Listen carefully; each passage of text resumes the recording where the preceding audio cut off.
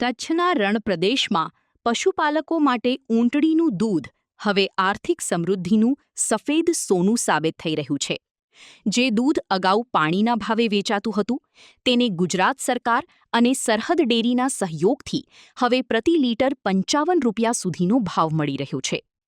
વૈજ્ઞાનિક રીતે સુપરફૂડ ગણાતા આ દૂધના સચોટ માર્કેટિંગ અને પ્રોસેસિંગને કારણે પશુપાલકોની આવકમાં મોટો ઉછાળો આવ્યો છે. મુખ્યમંત્રી શ્રી ભૂપેન્દ્ર પટેલના માર્ગદર્શન હેઠળ કચ્છમાં એક નવી શ્વેત ક્રાંતિનો ઉદય થયો છે. ચાલો જાણીએ આ સફળતાની ગાથા. કચ્છના રણમાં ઊંટ પાલન પર નભતા પરિવારોની આજીવિકાનું ચિત્ર હવે બદલાયું છે. સરહદ ડેરી દ્વારા દૂધ ખરીદીની વ્યવસ્થિત સાંકળ ઊભી કરાતા પશુપાલકોને પ્રતિ લીટર 50થી 55 રૂપિયા સુધીનું સીધું ચૂકવણું કરવામાં આવે છે. આ સુદૃઢ વ્યવસ્થાને કારણે પશુપાલકોને અનિશ્ચિત વેચાણ અને વિલંબિત પેમેન્ટની વર્ષો જૂની સમસ્યાઓમાંથી કાયમી મુક્તિ મળી છે. દૂધનો જે ઉપયોગ કર્યા સરકારે જે આપણે ભાઈ કર્યો સંગઠનમાં, એટલે જ અમારી સંસ્કૃતિ ટકી રહી છે. સમજી લો, નહીં તો કોઈ કરવા જ તૈયાર ના હતો ભાઈ. 5 રૂપિયા આપણને આવક ન જડે તો પછી આપણે કરવો છે ને. 20 आई है डेयरी में जा रही हूँ, ये भाव आप ही 50 रुपया आप है.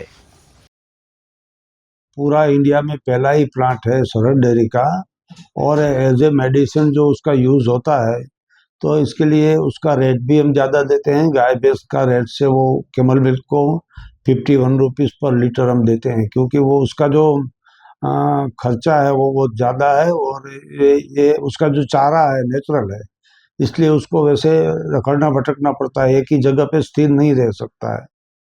ઘાસચારાની શોધમાં સતત સ્થળાંતર કરતા પશુપાલકો માટે સરહદ ડેરી આશીર્વાદરૂપ બની છે.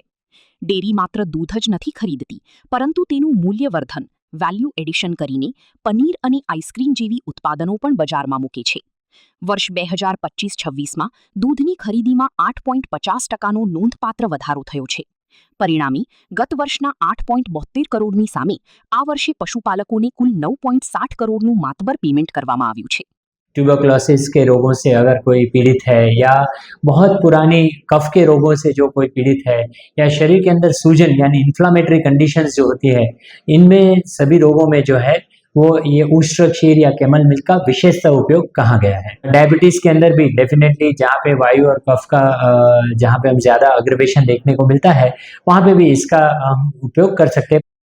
ઊંટડીનું દૂધ ડાયાબિટીસ, ટીબી અને ઓટિઝમ જેવી બીમારીઓમાં અત્યંત ગુણકારી હોવાથી તેની વૈશ્વિક માંગ વધી રહી છે.